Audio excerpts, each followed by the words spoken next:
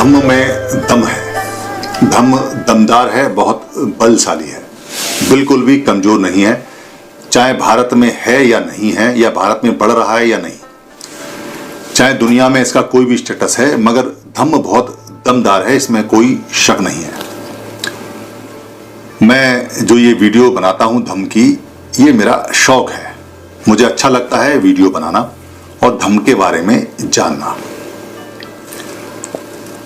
ये मेरी कोई मजबूरी भी नहीं है और मेरा कोई पेशा भी नहीं है। मैं अपना समय इसमें देता हूं क्योंकि मुझे अच्छा लगता है धम्म के बारे में जानकारी लोगों तक पहुंचाने में मुझे संतुष्टि मिलती है।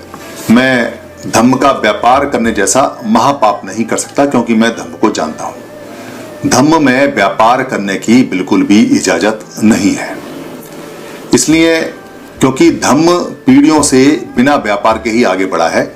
जब भी लोगों ने इसको व्यापार में बदलने की कोशिश की है, धम्म ने उनको जड़ से खत्म कर दिया, उनको मॉरली अंदर तक खत्म कर दिया, उनकी पीढ़ियों तक को खत्म कर दिया।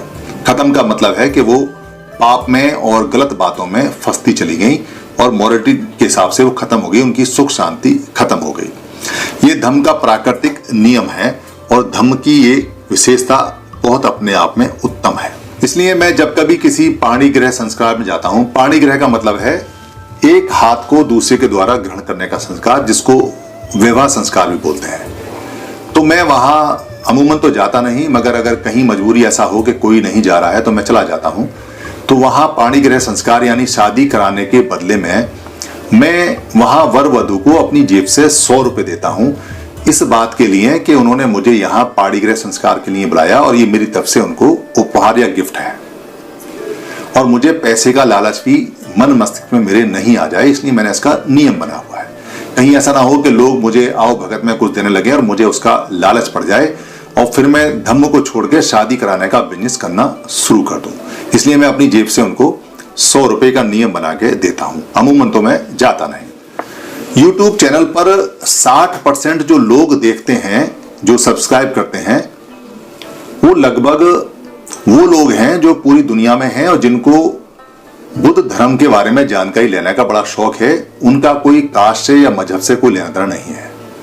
40% के करीब वो लोग हैं जो अपने आप को ट्रेडिशनल या परंपरागत बुद्धिस्ट के रूप में स्थापित करते हैं, या जो खासतौर से बाबा साहब अम्बेडकर ने जो बुद्धिस्ट लोगों को बताया, वो लोगों की संख्या 40% है।